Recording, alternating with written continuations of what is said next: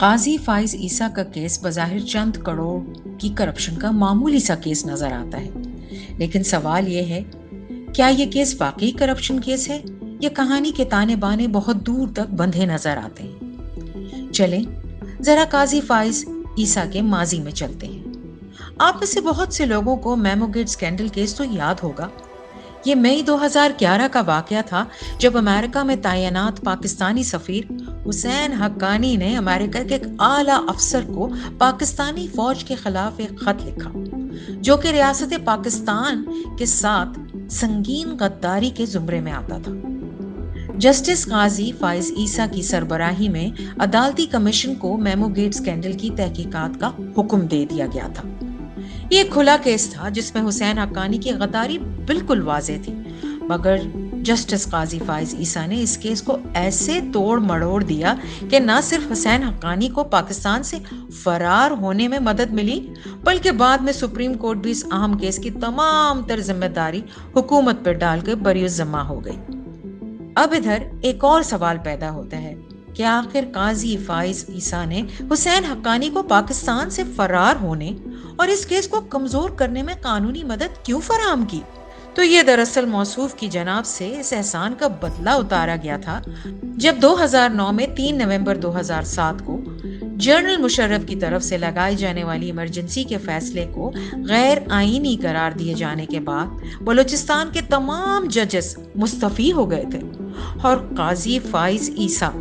کو براہ راست chief justice Balochistan high court مقرر کر دیا گیا۔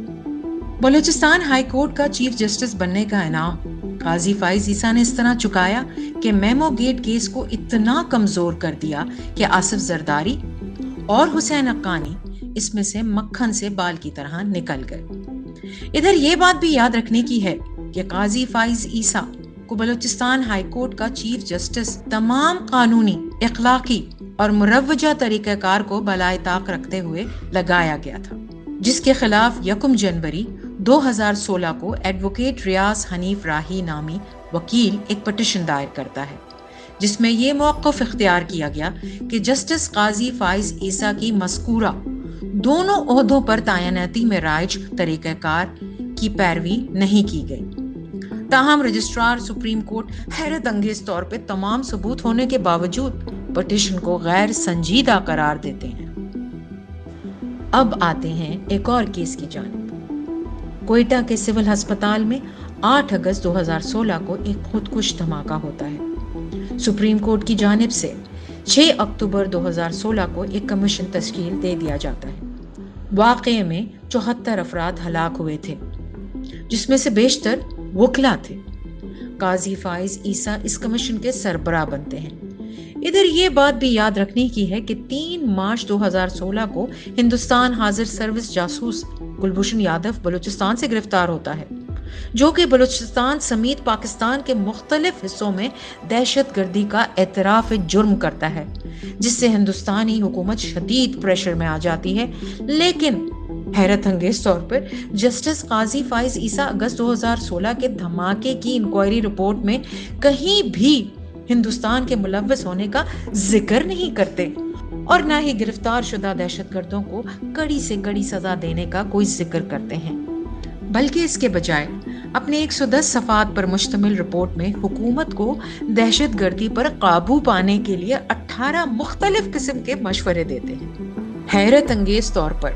دسمبر 2017 میں جسٹس قاضی فائز عیسیٰ سپریم کورٹ کے اس 3 رکنی بینچ کا بھی حصہ تھے جس نے نواز شریف کے خلاف تمام تر ثبوت ہونے کے باوجود قومی احتساب بیورو